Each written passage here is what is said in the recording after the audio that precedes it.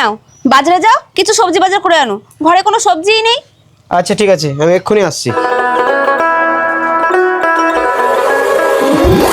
শিউলি, শিউলি, এই বাজারে কোনো সবজিই পাইনি। 5 কিলো আলু কিনে এনেছি, এ নাও। তাহলে খিচুড়ি আর আলুর দম বানাচ্ছি। আচ্ছা ঠিক আছে, যাও।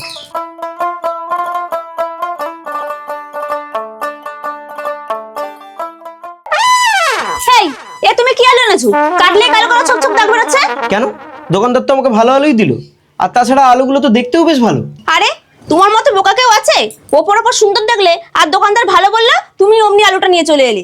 একবার যাচাই করলে না? উফ, তুমিও না আমাকে সেই 5 বছর আগের কথা মনে করিয়ে দিলে। সেদিন যে তোমার বাবার কথা শুনে আমি কি ঠকান ঠকেছি। মানে আমার বাবা তোমায় আবার কি বলেছিল? কি আর বলি বলো তো তোমাকে, তোমার বাপ না বড্ড ছেঁচড়ালো। সালা প্রথম যেদিন তোমাকে আমি দেখতে গেলাম, তোমার বাবা আমাকে স্পেশাল করে ডেকে নিয়ে বললো, বাবা আমার মেয়ে কিন্তু রূপে গুণে একেবারে ভরপুর। বিয়ের পরে বুঝলাম পুরো আলুর মতো ঠকে গেছি। কচদা, আসিস তুই রাতে। ও ওই দেখো, দিনে যা হচ্ছে হচ্ছে, তুমি আবার রাতের ব্যাপারটা নিয়ে টানাটানি করছো কেন?